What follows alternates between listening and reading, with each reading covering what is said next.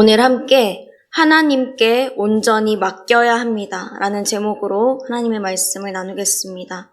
하나님께 온전히 맡겨야 합니다 라는 제목입니다. 요새 소위 핫한 드라마 1위를 달리고 있는 시리즈가 있습니다. 그 내용을 보면 유년 시절에 학교 폭력을 당한 한 소녀가 자신의 모든 것을 걸어서 복수를 준비하고 어른이 되어서 자신의 손으로 그 복수를 실현해내는 거예요.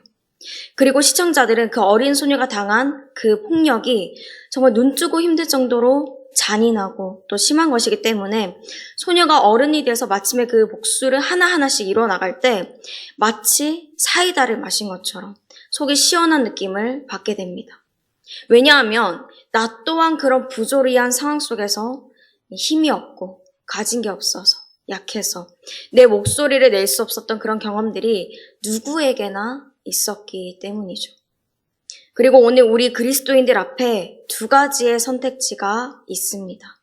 그 드라마의 주인공처럼 철저하게 준비해서 내 손으로 원수를 갚을 것인지 아니면 하나님께 맡길 것인지 말이죠. 우리는 어떤 선택을 해야겠습니까? 오늘 본문 말씀 속에서 다윗은 그 두 가지의 선택지 가운데서 하나님께 맡기는 것을 선택합니다.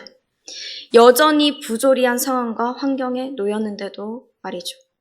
어떻게 그럴 수 있었는지, 하나님께 맡기는 것은 어떻게 하는 것인지 오늘 본문 말씀을 통해서 함께 살펴보기를 원합니다.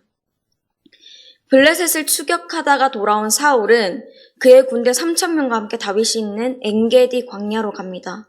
그곳에서 다윗을 찾다가 용변을 보러 혼자 굴에 들어가요. 그런데 그곳에 다윗과 그의 사람들이 있었습니다. 그들은 사울이 이곳에서 보게 될 줄 예상하지 못했어요. 사울도 전혀 몰랐죠. 완전 무방비한 상태입니다. 다시 말하면 다윗이 그동안 자신을 죽이려고 한 사울에게 복수할 수 있는 아주 좋은 기회인 거죠. 이때 다윗과 함께 있던 600명가량의 사람들도 다윗에게 이야기합니다.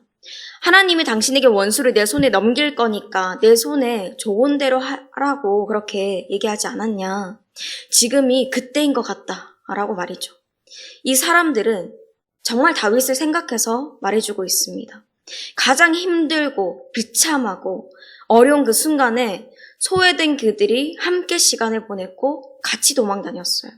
다윗이 힘들어하고 억울한 모습도 옆에서 지켜보던 그런 사람들이었습니다. 그러니까 다윗이 더 이상 힘들어하지 않고 잘 됐으면 하는 마음이 있죠. 그런데 다윗은 그 마음을 알지만 또 하나님이 주신 기회인 것도 알지만 다른 선택을 합니다. 사울의 옷자락만 살짝 베는 거예요. 만약 이 장면이 드라마였다면 아마 많은 시청자들은 한숨을 쉬었을 것입니다. 정말 좋은 기회인데 이 기회를 왜 놓칠까라고 말이죠. 사울이 그동안 다윗을 얼마나 못살게 굴었습니까? 죽이려고 했죠. 다윗이 쫓기는 순간순간 느껴지는 삶의 무게가 굉장히 컸을 것입니다. 마치 심장에 무거운 추를 단 것처럼 한 번씩 철렁철렁했겠죠. 지금 이 기회는 그 추를 끊어낼 수 있는 기회예요. 그동안 사울에게 당했던 그 죽음의 두려움을 똑같이 갚아줄 수 있는 거죠. 하지만 다윗은 그 너머에 있는 하나님의 뜻에 순종했습니다. 그럼 하나님의 뜻을 어떻게 알 수 있습니까? 기도할 때 알 수 있죠. 다윗은 사울이 굴에서 볼일을 보고 있는 그 짧은 시간 동안에도 하나님의 뜻을 물었습니다. 자신의 억울함을 호소하면서 하나님께 기도드리죠. 시편 142편은 다윗이 굴에서 그 순간에 하나님께 드렸던 기도입니다. 142편 7절 말씀입니다. 내 영혼을 옥에서 이끌어내사 주의 이름을 감사하게 하소서. 주께서 나에게 갚아주시리니 의인들이 나를 두르리이다. 아멘. 사람들의 말을 듣기보다 한 번 더 하나님께서 갚아주실 것을 생각하면서 구하고 사울의 옷자락을 잘랐을 때 하나님은 그에게 왜 이 기회를 그에게 주셨는지 알게 해주셨습니다. 하나님이 기름 부으신 그 왕의 옷자락만 살짝 잘랐는데도 불구하고 다윗에게는 이 마음의 양심이 느껴졌어요. 양심이 찔리는 거예요. 사울을 죽이는 게 하나님 뜻이 아니라 다윗의 결백함을 나타내라고 주신 기회인 거예요. 우리에게도 하나님은 언젠가 하나님의 때가 됐을 때 우리의 억울함을 드러내고 해결할 그런 기회를 주십니다. 그때 하나님의 음성을 따를 수 있도록 그 짧은 순간에도 기도해야 합니다. 오늘의 첫 번째 주제입니다. 성령님의 음성을 따르도록 짧은 순간에도 기도해야 합니다. 성령님의 음성을 따르도록 짧은 순간에도 기도해야 합니다. 우리가 때로 욱하는 마음이 올라올 때가 있죠. 그런데 그때를 가장 조심해야 됩니다. 그냥 감정적으로 해버리면 나중에 뒷감당이 어려워집니다. 다윗도 순간 복수심이 올라와서 사울을 쳐버렸다면 나중에 하나님이 그를 왕으로 세우셨을 때 그가 반역해서 왕이 되었다라는 수식어가 계속 다윗을 따라다녔을 것입니다. 온 이스라엘과 유다가 환영하고 인정하는 왕이 될 수 없었겠죠. 더군다나 요나단과 한 그 맹세도 지킬 수 없었을 거예요. 나를 생각해주는 많은 사람이 옳다고 말해도 나에게 확신이 가득 차 있을지라도 할 말을 내뱉을 그 짧은 순간에 행동할 그 찰나에 그 순간에도 기도해봐야 내 안에 계시는 성령님께서 지금 나에게 이 기회를 왜 주시는지 정말 나에게 원하시는 게 무엇인지를 우리가 알 수 있습니다. 그리고 그 성령님의 음성을 따르는 게 제일 안전하고 완벽한 거죠. 내 뜻대로 다 하면서 하나님께 맡긴다고 하는 거는 맞지 않는 것입니다.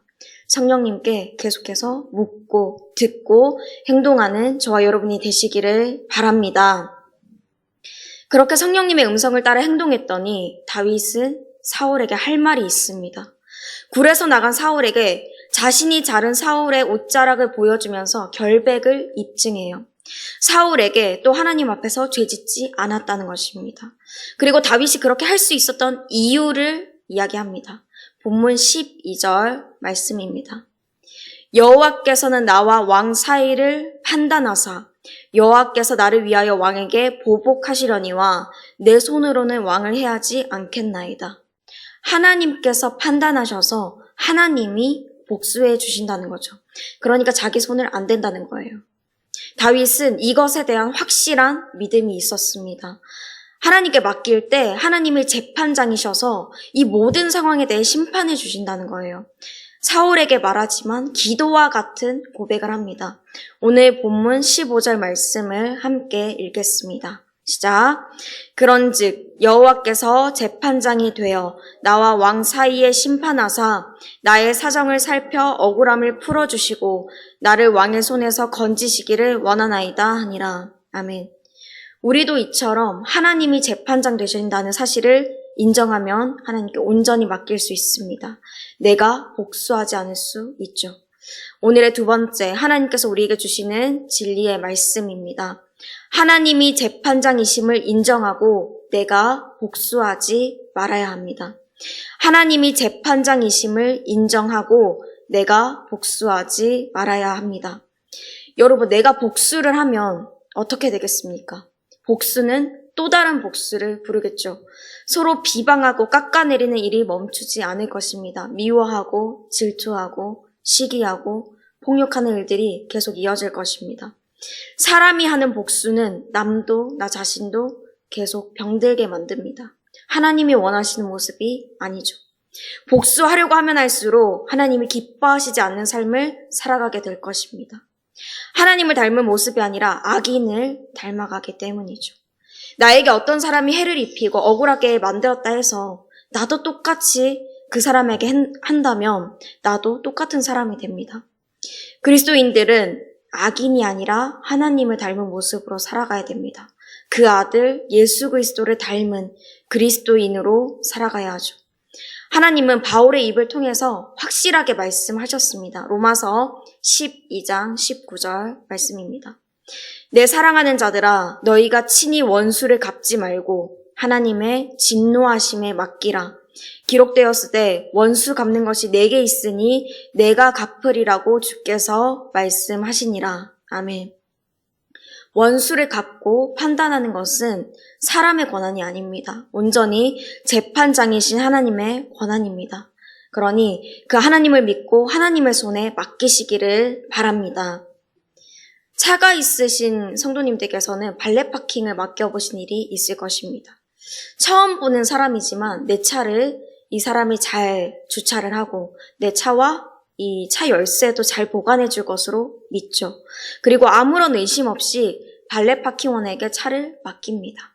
그 사람에게 차를 맡기는 순간부터 내 차는 내 차가 아닙니다. 차의 소유권이 넘어간다는 게 아니라 차를 맡긴 이후로 일어나는 모든 그 사고들은, 이 차에 대한 사고들은 발렛 파킹원이 속한 건물주인이 책임져야 한다는 거예요. 만약에 실수로 이 사람이 주차를 하다가 실수로 다른 사람의 차를 쳤어요. 들이받았어요. 하지만 나는 이 차를 맡겼기 때문에 그 손실은 건물주인이 배상해줘야 하는 것입니다. 다른 경우에도 마찬가지죠. 그처럼 내가 복수심을 마음에 품고 내 손으로 복수하려고 하면은 그 모든 책임은 나에게로 돌아옵니다. 믿지 못하고 맡기지 않았기 때문이죠. 하지만 그것을 하나님의 손에 맡기면 나는 자유로워집니다. 그 책임은 하나님께서 다 져주시는 거예요. 하나님께서 하나님의 의로 공평하게 판단하시고 복수하시고 각 사람의 행위에 따라 보응해 주십니다. 이 사실을 믿으시길 바랍니다. 당장에는 다윗이 사울에게 쫓기는 것처럼, 원수에게 쫓기는 것처럼 그런 삶이 억울해서 내가 참 눈물 나고 서럽고 좀 비참하게 느껴질지라도 하나님은 모든 상황을 다 보고 계신다는 이 사실을 또한 믿으시길 바랍니다. 사랑하는 성도 여러분, 우리는 이 땅에서 살아가면서 참 억울하고 힘든 일들을 경험합니다. 그럴 때면 내가 복수하고 싶은, 내 손으로 뭔가 하고 싶은 그런 욱하는 감정들이 갑작스럽게 올라올 때가 참 많습니다. 그러나 그런 복수심이 올라올 때 우리는 그것까지도, 그런 감정까지도 하나님께 맡기는 선택을 할 수 있어야 됩니다. 그럼 하나님의 때가 오고 결국에는 하나님께서 우리의 결백함이 드러날 기회를 주십니다. 그때 성령님의 음성을 따를 수 있도록 그 짧은 순간에도 기도하면 성령님은 우리에게 원하시는 바를 알려주십니다. 복수의 권한은 내가 아니라 하나님께 있습니다. 내가 하려고 하면 우리는 점차 계속 악인의 모습을 닮아가게 되고 우리를 점점 병들게 만듭니다. 그러므로 하나님이 재판장이심을 인정하고 내가 복수하지 말아야 합니다. 하나님께서 심판하시고 각 사람의 행위에 따라 보응하신다는 이 진리를 믿으시고 온전히 모든 것을 하나님 손에 맡겨드리는 저와 여러분이 되시길 주님의 이름으로 축복합니다. 함께 말씀을 생각하시면서 찬송가 337장 부르시겠습니다.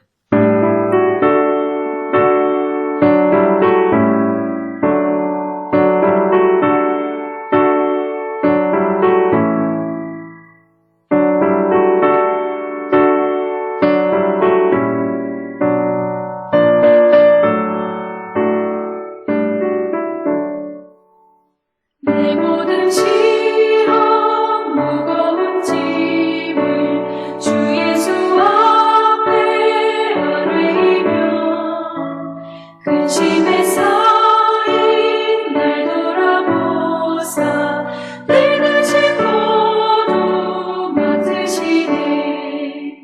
무거운 짐을 나 홀로 지고 견디다 못해 쓰러질 때 불쌍히 여겨 구원해 주리. 은혜의 주님 오직 예수.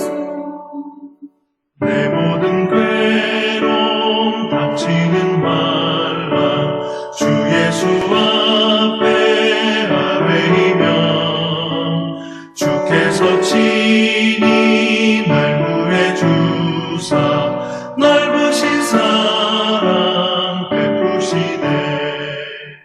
무거운 짐을 나 홀로 지고 견디다 못해 쓰러질 때 불쌍히 여겨 구원해 주니. 은혜의 주님 오직 예수.